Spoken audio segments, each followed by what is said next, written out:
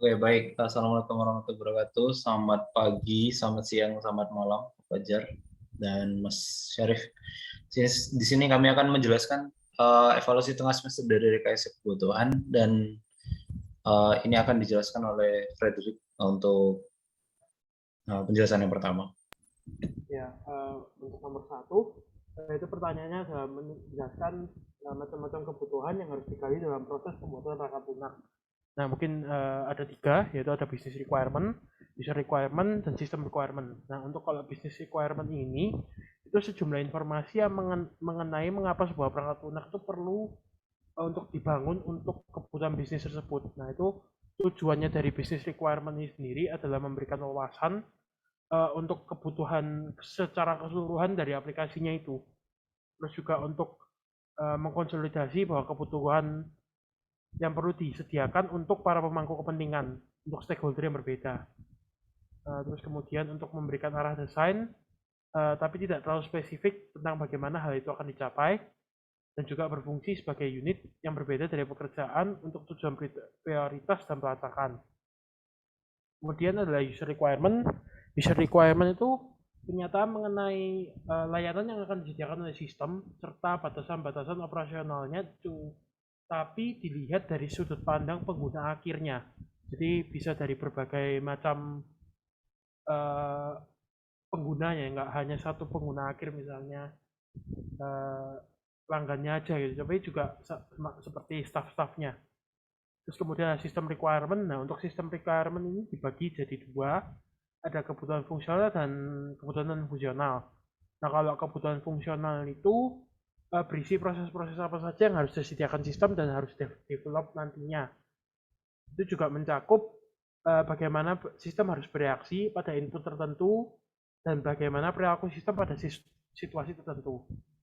Nah, kalau kebutuhan non fungsional itu adalah sejumlah atribut kualitas yang harus dimiliki oleh sebuah software atau perangkat lunak untuk mencapai tujuannya itu, tujuan awalnya tadi yang business requirement itu. Jadi bisa saja kita itu membangun eh, sebuah software yang hanya untuk memenuhi kebutuhan fungsionalnya aja. Cuman nanti ketika dipakai kok dalam kondisi realnya, bisa saja softwarenya itu jadi rusak atau malah nggak mencapai goalnya itu.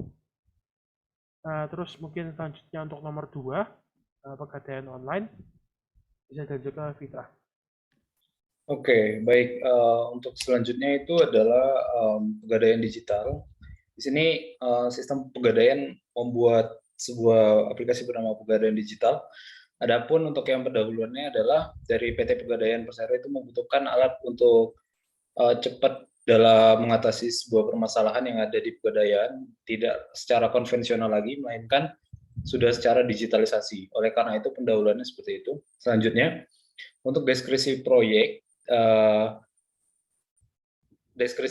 di sini dimaksudkan adalah aplikasi pembayaran digital. Nah, apa itu pegadaian digital? Ini merupakan layanan digital pegadaian dalam bentuk aplikasi berbasis web atau mobile yang dapat memberikan produk pegadaian untuk membantu nasabah melakukan transaksi gadai beragam produk-produk pegadaian lainnya melalui smartphone. Nah, hal ini dilakukan oleh PT Pegadaian Persero diperuntukkan untuk karena kebetulan sebelumnya aplikasi ini baru saja di-launching pada saat COVID-19, coronavirus, dan membutuhkan digitalisasi secara cepat. Oleh karena itu, aplikasi ini hadir untuk membantu hal tersebut. Nah, selanjutnya ada skop dari proyek pegadaian digital.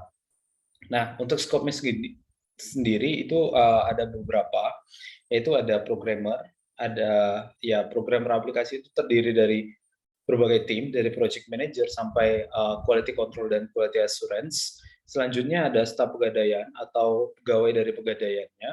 Selanjutnya ada pengguna dan masyarakat umum. Maksudnya di sini adalah pengguna yang menginginkan jasa dari pegadaian secara digital. Dan selanjutnya itu ada pihak ketiga. Pihak ketiga yang dimasukkan di sini adalah metode pembayaran seperti menggunakan e-money, transfer bank dan lain-lain hal. Dan selanjutnya adalah penggerak bisnis. Jadi core bisnis dari pegadaian itu sendiri adalah awalnya adalah rumah gadai.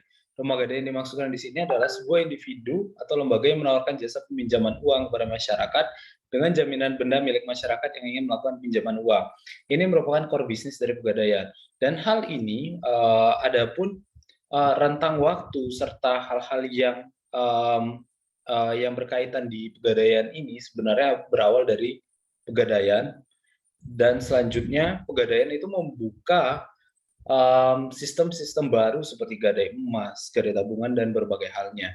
Nah, core bisnis dari awalnya adalah Pegadaian ini bisa menggadaikan rumah, kendaraan bermotor, terus juga motor, mobil, laptop, perhiasan emas, dan lain-lain halnya. Oke, selanjutnya adalah proses yang sekarang dilakukan oleh sistem Pegadaian. Maksudnya sebelum digitalisasi, proses sekarangnya adalah proses bisnis yang dilakukan dari Pegadaian itu sendiri itu masih dalam bentuk konvensional. Konvensional yang dimasukkan di sini adalah belum terdapat digitalisasi. Maksudnya belum terdapat digitalisasi adalah pengguna mesti harus datang ke outlet atau agen gadai Pegadaian untuk membawa barang, terus diperlihatkan dan menggadaikan barang sehingga bisa mendapatkan pinjaman uang. Nah, ini untuk proses sekarang. Dan selanjutnya yaitu adalah bagian ke-6. Scroll. Bagian ke-6 adalah proses yang diajukan. Nah, proses yang diajukan di sini maksudnya adalah Pegadaian digital yang dimaksudkan untuk membantu masyarakat sehingga masyarakat atau pengguna itu tidak perlu langsung datang ke Pegadaian, melainkan hanya cukup mengajukan dari rumah, tetap di rumah, dan apabila dibutuhkan untuk pengecekan barang, dibutuhkan ya diberitahukan atau diberikan notification kepada pengguna untuk nantinya pengguna mendatangkan atau dilakukan pengecekan barangnya di outlet terdekat. Itu untuk proses diajukan. Yang selanjutnya, poin selanjutnya akan dijelaskan teman saya. Ya, untuk Pegadaian digital ini sendiri ada functional requirement atau kebutuhan fungsionalnya sebagai berikut. Nah, pertama itu kita mendefinisikan prioritasnya. Ada dari 5 kategori, itu dari critical, high, medium, low, dan future. Nah, kalau critical ini berarti fitur itu sangat diperlukan untuk menentukan keberhasilannya proyek ini. Terus kalau kebutuhan high itu prioritas tinggi, jadi dapat dilaksanakan tanpa nggak perlu memenuhi juga, tapi nggak apa-apa, cuman kalau bisa dipenuhi. Kalau medium itu ya sedikit lebih rendah daripada high, jadi nggak harus dipenuhi, tapi kalau dipenuhi itu sebagai poin plus, sama juga seperti low. Nah, kalau future ini itu untuk fitur yang akan di-develop di masa yang akan mendatang, jadi bukan dalam cakupan proyek ini. Nah, untuk functional requirement-nya sendiri adalah seperti ini. Jadi user dapat melakukan registrasi, melakukan proses gadai emas, melakukan pembiayaan usaha online atau haji, terus kemudian membuka rekening tabungan emas dan melakukan pembelian tabungan emasnya juga. Kemudian bisa melakukan transaksi gadai, top up gadai, pembayaran transaksi mikro, itu ada kreasi, krasida, mulai, dan emasku. Terus jual, transfer, dan cetak emas, pencairan pada bank tujuan, melakukan simulasi, dan juga melakukan pencairan di cabang Pegadaian terdekat. Terus juga untuk masyarakat umum mungkin bisa untuk melihat informasi sekitar mengenai produk yang disediakan oleh Pegadaian. Untuk semuanya ini bersifat kritikal karena memang fitur-fitur ini sangat butuh untuk kelancaran dari aplikasi itu sendiri. Jadi kalau tanpa salah satu fitur ini, jadi proses bisnisnya itu tidak bisa berjalan. Terus kemudian untuk ada non fungsionalnya, nah ini sejumlah kualitas yang perlu dibutuhkan sistem. Jadi sistemnya harus menghandle jumlah pengguna yang terus bertumbuh. Jadi ketika nanti pada akhirnya penggunanya semakin besar gitu, juga sistemnya tidak perlu dirombak dari awal. Sebenarnya itu sendiri rendah, dapat melakukan request yang bersamaan, menggunakan enkripsi karena ini kan cukup krusial karena keuangan. Terus melakukan semua login terhadap semua aktivitas. Kemudian sistem dalam berbagai jenis operasi. Kemudian ini untuk kemudahan penggunanya, jadi tampilan atau user interface itu harus intuitif bagi penggunanya. Terus juga sistem terintegrasi dengan sistem pembayaran yang disediakan oleh pihak ketiga. Mungkin ini sedikit glossary atau mungkin semacam kosakata yang mungkin digunakan dalam dokumen ini.